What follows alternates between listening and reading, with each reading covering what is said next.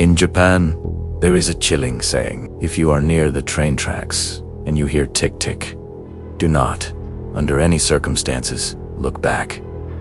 This is the story of why. There was a young girl who was always the target of bullies at school because she was half Japanese and half American. Her classmates constantly treated her differently, made fun of her appearance, and blamed her whenever anything went wrong. They seemed to hate her just for being mixed. One afternoon, after classes were over, they were all forced to clean the school grounds as punishment.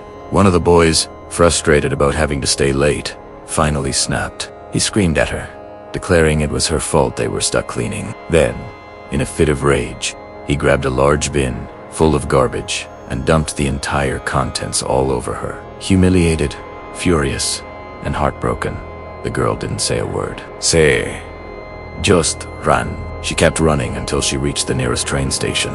It was crowded and noisy, and all she wanted was to disappear and go home. But before she could even reach the exit, she felt a sudden, violent shove from behind. Someone had pushed her onto the tracks, just as a train was roaring into the station. The impact was instant and horrific. The train sliced her body in half. The tragedy didn't stop the bullying. Even after her death, her cruel classmates made jokes about the incident. She's not half the girl she used to be. They laughed, but the platform was about to fall silent. One evening, several weeks later, those same students were waiting at that very station. The platform was unusually empty. The air was cold. Then they heard it. A peculiar scratching and dragging noise, getting closer and louder. Teke Teke. It was the top half of a body, dragging itself forward using only its hands, and carrying a terrifying, wicked skeethi.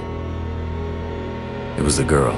It swung the scythe with brutal efficiency, slicing every single one of them in half, just as she had been. As the world went dark for her final killer, they heard the phantom speak, her voice a cold, rasping whisper. So now you know how it feels to be half. Be careful what you say to others, and always remember to check behind you when you hear that dragging sound at the station. Follow for more terrifying tales.